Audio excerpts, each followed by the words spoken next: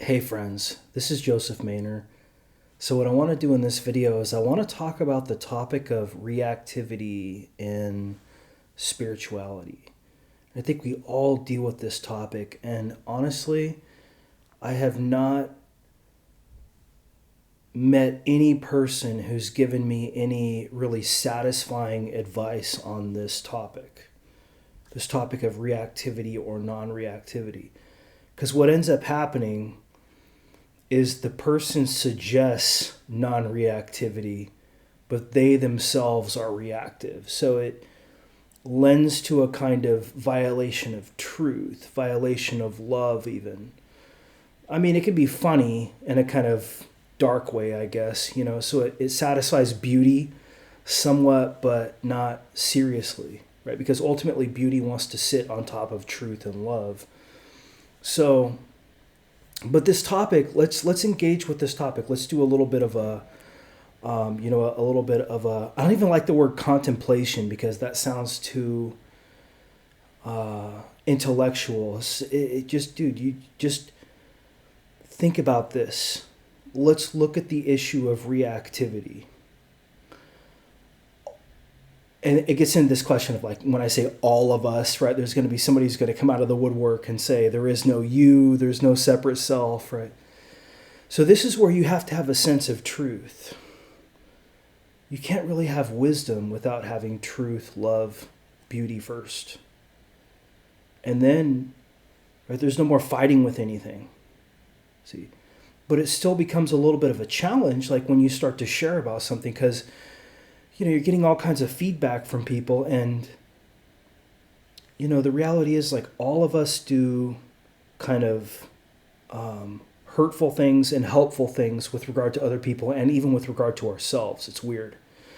But on the other hand, it is what it is, right? You have to kind of accept the way things are, warts and all, which nobody wants to do. Nobody wants to think of themselves as, like, dying of cancer. I mean, I don't want to be blunt here, but nobody wants to think of themselves as dying of cancer, having something horrible happen to them, right? But people do have these things happen all the time, and ultimately everybody is going to pass away too at the end of this thing. So it's important, I think, to have a big picture perspective or a meta perspective with regard to wisdom. And realize too that your ego wants to do what it wants to do to survive, to create a place for itself, and you're naturally going to want to single out certain people that you're going to fight and other people that you're not, right? It's like a video game. So if you guys have ever played Minecraft, there's a character in Minecraft called a piglin. And actually, if you're really high level, this is what I'm going to try to show you guys in this video, that when you're high, with regard to wisdom, you make the most of everything that is bad, including avoiding conflict and confrontation. That's true. But then also trading with the piglins, because in Minecraft, if you develop a relationship with the piglins can actually trade you things that are beneficial to you. So when you think in terms of an enemy or somebody to stay away from, that's a little bit too limited sometimes, right? Sometimes it's better to have a more open heart and say, everybody here is surviving, including me, including you, right? So I think part of the problem with this non-reactive mentality is this fantasy that somehow you are going to transcend survival or conformity or being an asshole or being limited, right? Somebody insults you and you're like, get out of here, This is so funny because, and I'm just going to give you this one example. Just, I hope, we're 5 minutes into the video, but I'll give you this one tiny little example to make this scene is that I've interacted with a lot of people who claim to be spiritually enlightened, and I'm going to tell you, none of them have ever lost their ego. They want to give the impression that they lost their ego. Right. So really, what this should suggest is that your ego never goes away. It just gets refined. Right. So that's the key thing in terms of reactivity. You're always going to react. You're always going to have a finite perspective. You're never going to get rid of that. So honor that too, right? And then you're going to see that there really is no duality between the finite and the infinite. That is a higher level understanding. And most people will not have this understanding, including spiritual people. So you just have to realize that, like, when people are reacting around you on some level, it's because everybody is a different stage or phase on the path as you see it, and that may not necessarily be the way that they see it. So I think with regard to heart, it's important to, on some level, to be non-reactive. But this doesn't necessarily mean that you tolerate nastiness. And we all do nastiness, right? But there's this kind of Neo Advaita mentality. Well, if it's here, it's good, right? This is okay. And it just gives you a pass for being an asshole or like kind of making fun of people. You're kind of like that older friend who likes to shame somebody or something like that just to make everybody laugh. You get yourself off the hook that way. And if there's no more mature person, and we'll talk about maturity in this video, if there's no more mature person kind of at the higher level than that, then it can become abusive, right? Where one person is singled out and kind of scapegoated or shamed, not even through truth, but through lies too. People will make up all kinds of things about you. You know what I'm saying? Especially if you're a public figure.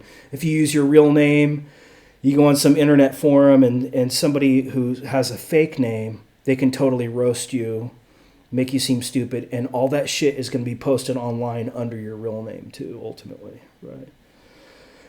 So I think as a public figure or a semi-public figure, you do have more skin in the game than somebody who is basically just, you don't even know whether they're real or not online. And they can use that against you, right? Even if you're a good-hearted person, ultimately. Every mistake you make, they have that power. It's a power advantage that they have to make you, to point you out by name when they don't have a name. All right. So that I agree with. When you're authentic and you put yourself out there, you use your real name, you're going to get shots fired at you that are not fair. Because somebody else has more power than you do. Because they're not using their real name and you are. So this is something I've realized too. This kind of sucks actually, but it depends. So if let's say that you're like really famous, you're full fame, you know what I mean? You're just like Donald Trump. Donald Trump doesn't give a shit, about what anybody thinks about him because it's all buzz for him. He's so famous that even negative press is good for him. But let's say that you're somebody who's just starting out, right? You're like me. You're Joseph Maynor. You're trying to become a life coach. You're trying to integrate your life purpose. So you put yourself out there by name. And, on the one hand, it's weird. Like, on the one hand, you get a certain level of respect for doing that because most people are too chicken shit to do that, too scared to do that. On the other hand, it opens you up for people who really do want to hurt you. They can. And so you almost have to have more of a love mentality where you don't ruffle people's feathers that way because you don't want people to come out and basically take shots at you, right? You're trying to become friends with everybody. So this actually taught, using my real name, Joseph Maynor, it actually taught me to integrate love more than I used to in the past. Because I realized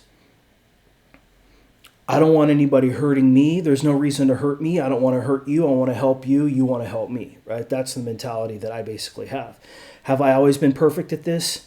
No, right? And there's always going to be somebody who, it's very easy to make fun of somebody who's vulnerable or to take advantage of somebody who's vulnerable. Anybody can do that, especially somebody who's trying to like make a name for themselves or something like that. They're trying to kind of like boost themselves off of you.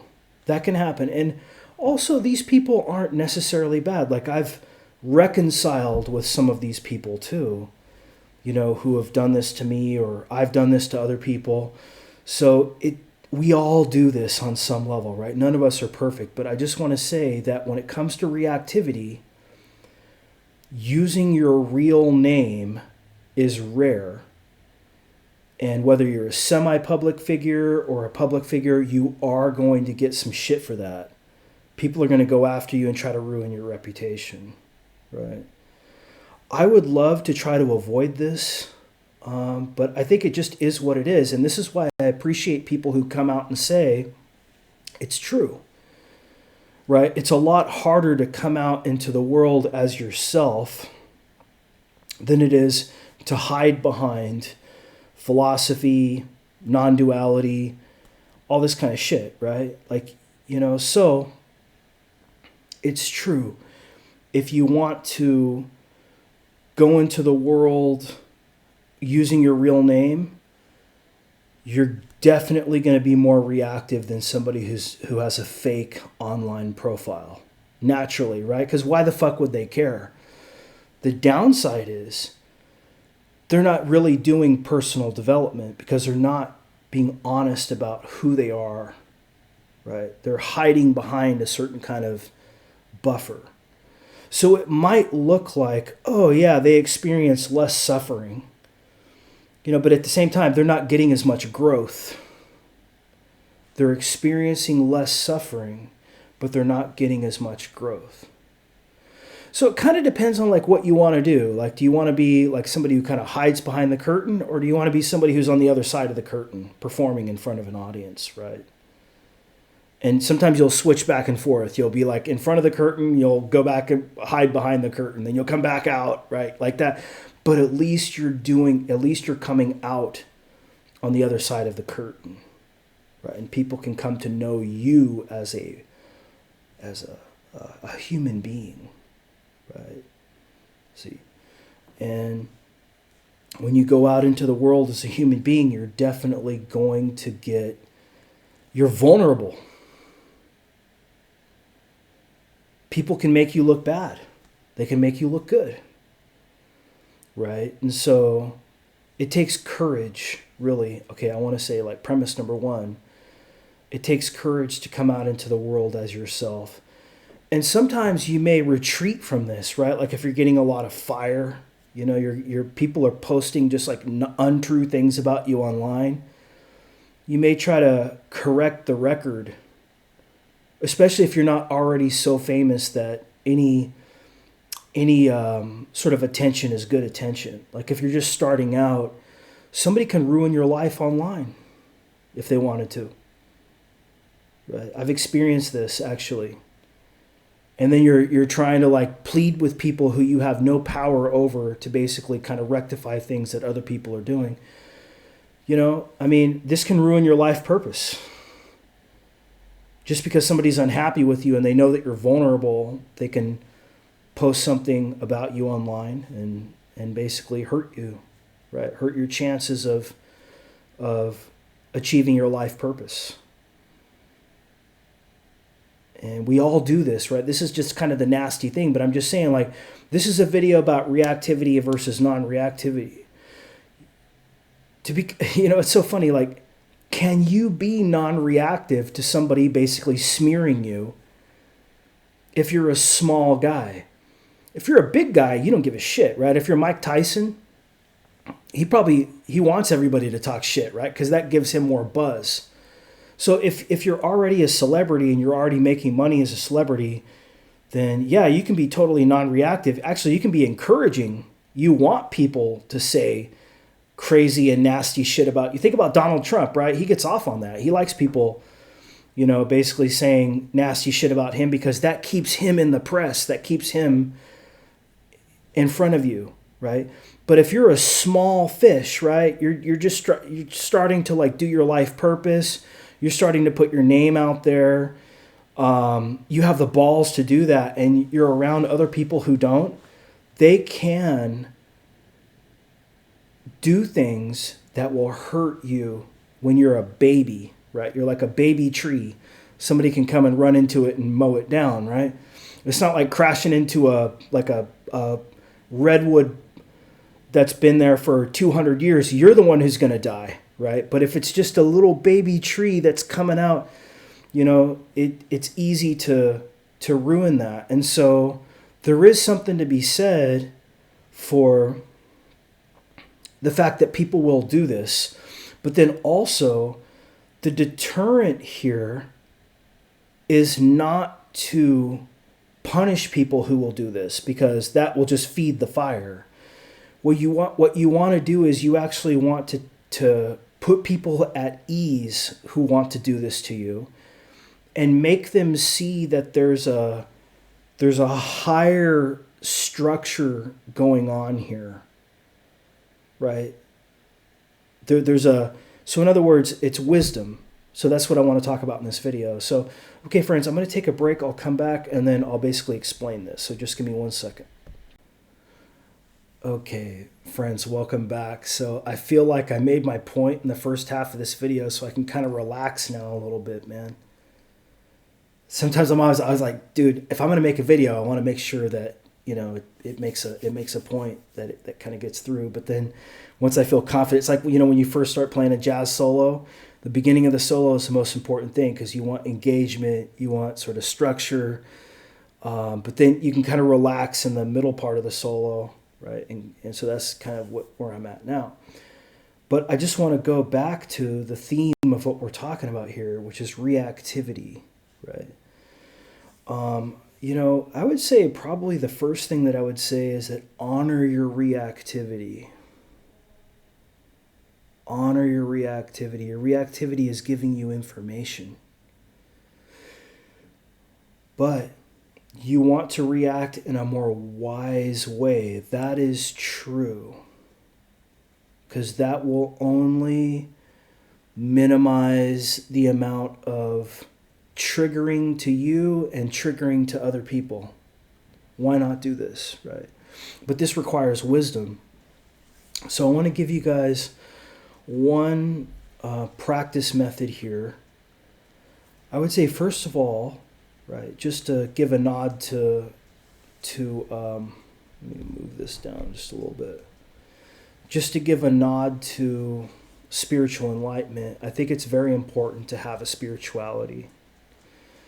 Right, that's going to minimize a lot of reactivity right there. It's not going to minimize all of it, though. This idea that spirituality is going to minimize all your reactivity, that's fantasy, right? Because your reactivity gives you information. It's intuition, right? It's all of these things. I mean, you don't even need to describe what they are, right? To know. Knowing is deeper than words.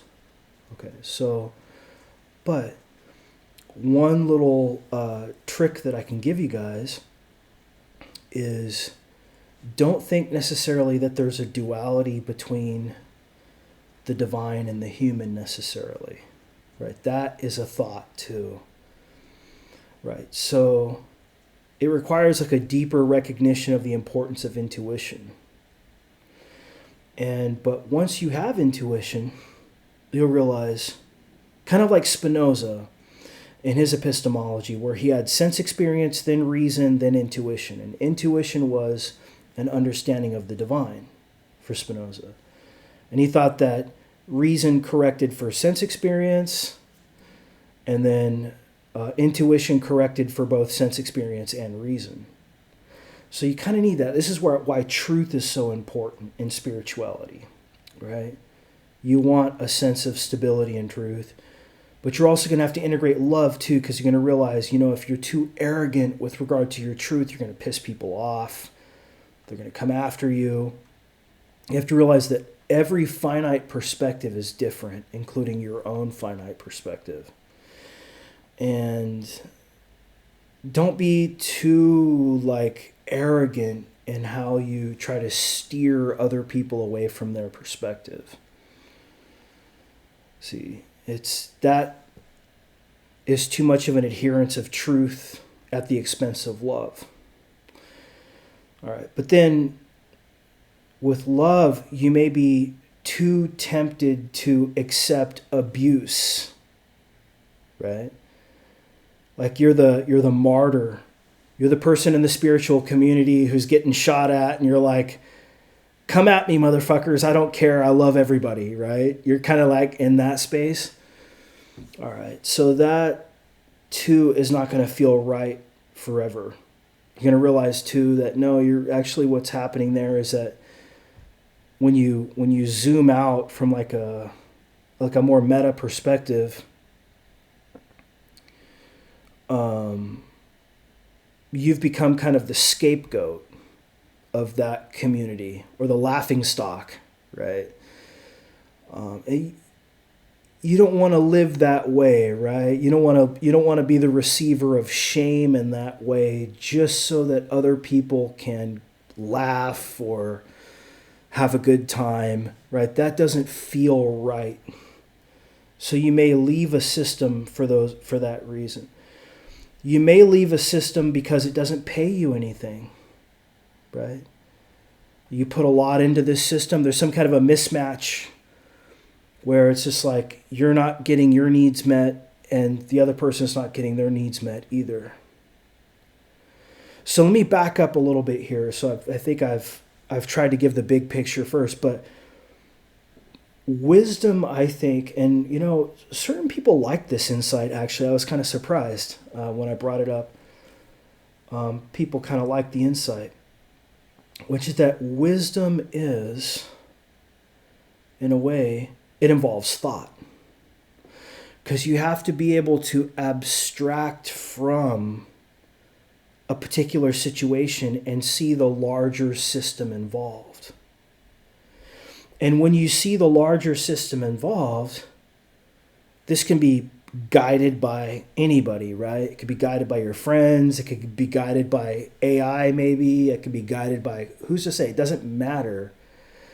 But to the extent that somebody can pull you out of a more limited understanding into a more systemic understanding, then all of a sudden the fault is lost.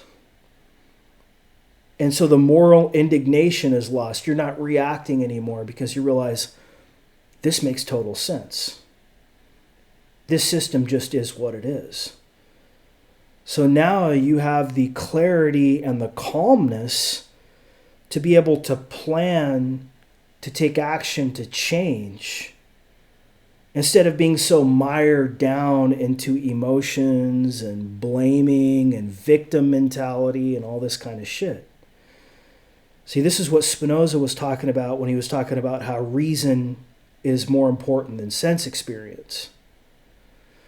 It's systems thinking, right, that takes you out of a context and makes you realize, I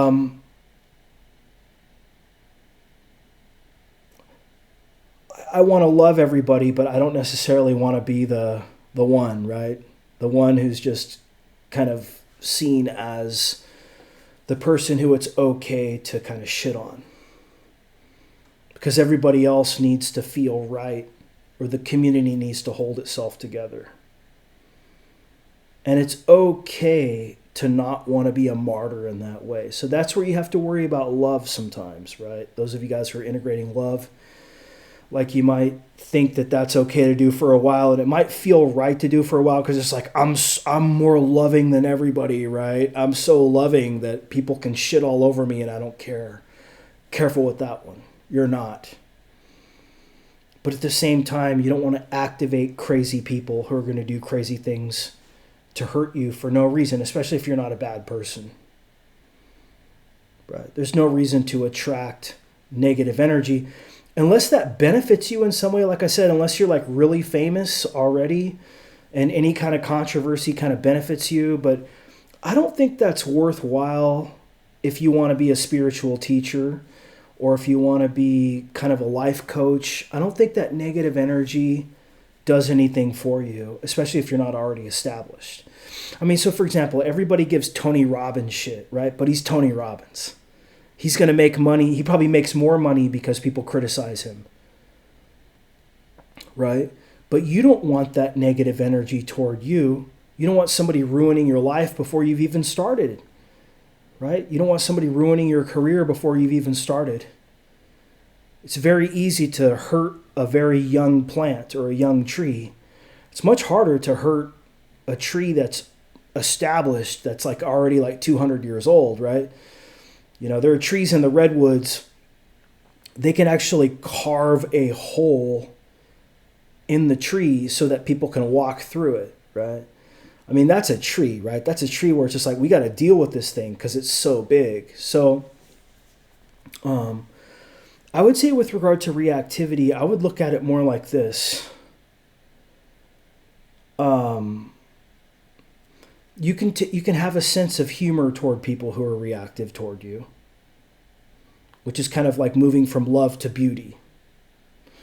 But then I think you can kind of play with people who are reactive toward you in a way that disarms them. All right. And it also works with love as well.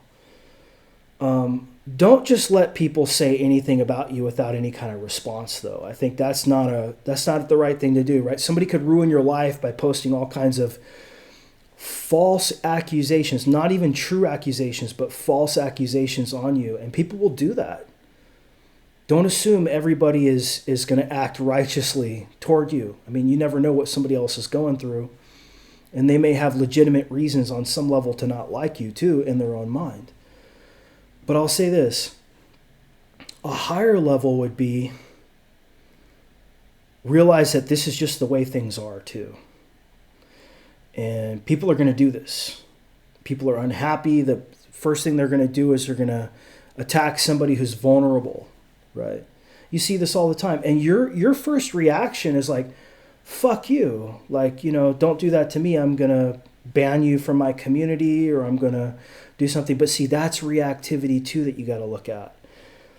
If you respond in a serious way, that shows that you're not really non-reactive. Like a non-reactive person would say something along the lines that, I knew that you were going to do that, right, to test me. But this takes wisdom. This takes being able to see the larger systems in play and to realize that this is exactly normal. This is not abnormal. It's like that old saying, you know, the tall poppy gets chopped down, right? Why does the tall poppy get chopped down? Because the tall poppy can easily be painted as ego, the demon, the devil, the disruptor, right? And somebody, some schlub, some schmuck, right? It could be you too. You do this to other people too. It's not just everybody doing it to you. They're going to go for it, right? Because they're going to get a little hit of attention by doing that. They're going to feel good in the moment. They're going to feel playful. But what they lack is they lack truth, they lack love, they lack beauty, and they lack wisdom. But you can't expect that everybody in reality is going to operate this way. And so this is why I think it is true that you do, non-reactivity is a thing. I just have never really had anybody explain it in a way that felt right to me. So hopefully in this video, you know, I gave you guys some insights here. I don't even know if they're coherent. I don't think they are, but they're just insights, you know, however your mind wants to kind of frame them or whatever, however you want to feel influenced by them. You may not like them. You may say, you know, something like, this guy he's got a huge ego or something like that. I mean, people have, right? You're not the first person to think that. So, but I would say it's more important for us to recognize, I don't want to sound too like hippie here, but like our strength is in our diversity. But at the same time, don't let that turn you into a martyr, right? How you feel about things is a guidance signal, right? You have to also honor that as well, paradoxically. Okay, friends, I'll talk to you soon. Take care.